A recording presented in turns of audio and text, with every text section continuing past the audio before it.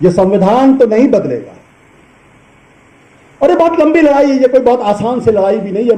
मुझे कभी कभी अपने कुछ कांग्रेस के दोस्तों से थोड़ी तकलीफ भी होती है कि जिस पंडित जवाहरलाल नेहरू ने सबसे पहले इनकी शिनाख्त की थी, अगर किसी को याद हो 1951-52 का जो पहला लोकसभा का चुनाव हुआ था, तब उन्होंने कहा था, तब तो इनकी कोई औकात नहीं, तब उन्होंने कहा था कि यह देश के लिए बहुत खतरनाक है। और पहला चुनाव दरअसल उस एक मसले के ऊपर उन्होंने कराने की कोशिश की, जिसकी वजह से ये हमेशा तौखते रहते हैं। क्यों बाबा ये नेहरू जी का विरोध करते हैं?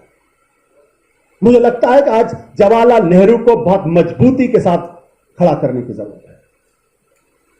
और एक गलतफहमी आप मत भूलिएगा, इनके निशाने पर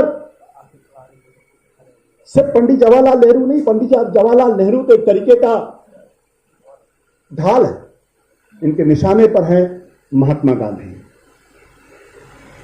जिनकी हत्या के बाद गिरफ्तार किए गए थे।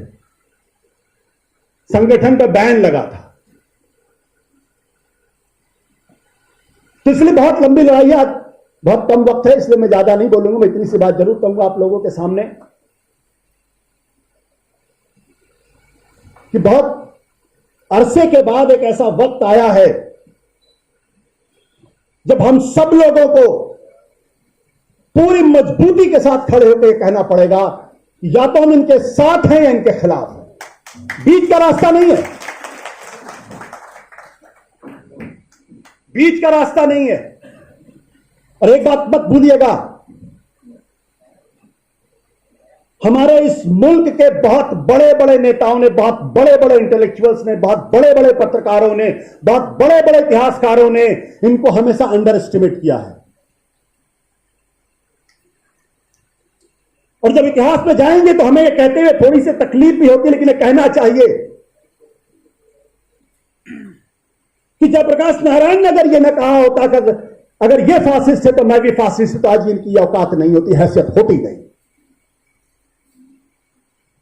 राम मनोहर लोहिया ने अगर 1963-64 में अगर इन लोगों के साथ मिलकर, दीनदयाल उपाध्याय के साथ मिलकर अगर गठबंधन नहीं किया होता तो कभी भारत की राजनीति के मेन स्ट्रीम में नहीं आ सकते। इसको भी इंट्रोस्पेक्ट करने की जरूरत है, इसको भी समझने की जरूरत है। मैं इनका विरोधी नहीं हूं, लेकिन मुझे लगता है कि एक ऐसे मौके पर इतिहास की तमाम धाराओं को, उस अंतर्धाराओं को भी समझने की जरूरत है, अपनी गलतियों को पकड़ने की जरूरत है। अगर मैं कहता हूं कि मैं गर्व से कि मैं हिंदू हूं, तो गर्व से हिंदू कहना कोई अपराध नहीं है, कोई सांप्रदायिकता नहीं है। लेकिन अगर मैं किसी दूसरे धर्म के खिलाफ अगर नफरत फैलाता हूं तो सांप्रदायिकता है। अगर मुसलमान भाई कहता है कि मैं गर्व से मैं मुसलमान हूं, तो यह कोई अपराध नहीं है, कोई सांप्रदायिकता नहीं है। लेकिन अगर आप दूसरों के खिलाफ नफरत फैलाएंगे तो यह अपराध भी है और यह सांप्रदायिकता भी है। और आखिरी बात कहना चाहता हूं, ये दीनदयाल उपाध्याय रोड पर है ये सड़क, ये बिल्डिंग 1965 में पुणे में उन्होंने एक भाषण दिया था जिसको इंटीग्रल ह्यूमनिज्म कहते हैं। इस देश के हर इंटेलेक्चुअल को पढ़ना चाहिए। मैं खास तौर पर चाहूंगा कि संजय जी, तारिक भाई और जावेद भाई इसको जरूर पढ़ें। वो किताब 1985 में भारतीय जनता पार्टी ने बाकायदा उसको अपना इंटेलेक्चुअल, वो उसको क्या बोलते हैं, उसको एक विचारधारा के तौर पर स्वीकार किया है। वो भारतीय जनता पार्टी का अपना ऑफिशियल डॉक्यूमेंट है। उस डॉक्यूमेंट में लिखा हुआ है कि भारत को हिंदू राष्ट्र नहीं, धर्म राज्य होना चाहिए। उसमें ऑफिशियली लिखा हुआ है, उसमें ऑफिशियली लिखा हुआ कि भारत के जो संविधान है, ये संविधान भारत की एकता और अखंडता के खिलाफ है। मैं नहीं कह रहा, उसमें ऑफिशियली लिखा हुआ है कि भारत को फेडरल स्ट्रक्चर नहीं होना चाहिए, unitary form of the government होना चाहिए। ये वन स्टेट वन नेशन की जो बात कहते हैं वो दरअसल वही है कि इस देश के अंदर एक नेता हो, एक संसद हो और एक ही पार्टी हो, बाकी किसी का कोई अस्तित्व नहीं होना चाहिए। ये जो धर्मराज्य की बात करते हो, और वो भी क्या कहते हैं धर्मराज्य में, मैं चाहूंगा कि आप सब लोग उसको पढ़ें। वो क्या कहते हैं धर्मराज्य में क्या है?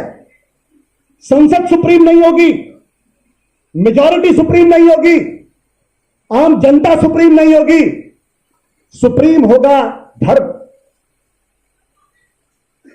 क्या हमको आपको ये मंजूर है? इसका मतलब क्या कि जो मौजूदा संसदीय व्यवस्था है इसको उठा के फेंक दीजिए और वैसी व्यवस्था ला दी जहां कुछ धर्म गुरुओं को इकट्ठा कर लिए, वो तय करेंगे कि कौन धर्म के विरुद्ध है, कौन धर्म के अनुरूप है। लेकिन मैं एक बात और आपसे कहना चाहता हूं कि धर्म में कोई बुराई नहीं है। बुराई जो तमाम लोग खड़े हो जाते हैं धर्म के सौदागर, धंधा करने वाले लोग, दरअसल दिक्कत उनकी वजह से होती है। इसलिए ज्यादा वक्त न लेते हुए मैं इतनी बात कहूंगा कि आज जिस विषय पर ये सेमिनार है ये बहुत जरूरी है। हम अगर एक चीज ठान लें कि कुछ भी हो जाए इस देश के संविधान को बदलने नहीं देंगे और उसके लिए जो कुछ भी कुर्बानी देनी पड़ी हम देने के लिए तैयार हैं, तो मान लीजिएगा इनकी पराजय निश्चित है। और 2024 के चुनाव में यही हुआ है और इसीलिए इनकी हालत खराब है। लेकिन कमजोर अभी भी मत समझिएगा, अंडर एस्टिमेट मत करिएगा। ये बहुत ऑर्गेनाइज्ड फोर्स है, दुनिया के सबसे ऑर्गेनाइज्ड फोर्स है। दिक्कत क्या है कि पढ़े लिखे लोग ऑर्गेनाइज नहीं होते, वो अलग अलग जुबान में बात करते हैं और अलग अलग तंजीमें बन जाती हैं उनकी। लेकिन 100 साल हो गए आज तक इनके अंदर कोई दूसरी तंजीम नहीं बनी, एक ही तंजीम कर रही। सीखने की जरूरत है इनसे। बहुत बहुत शुक्रिया।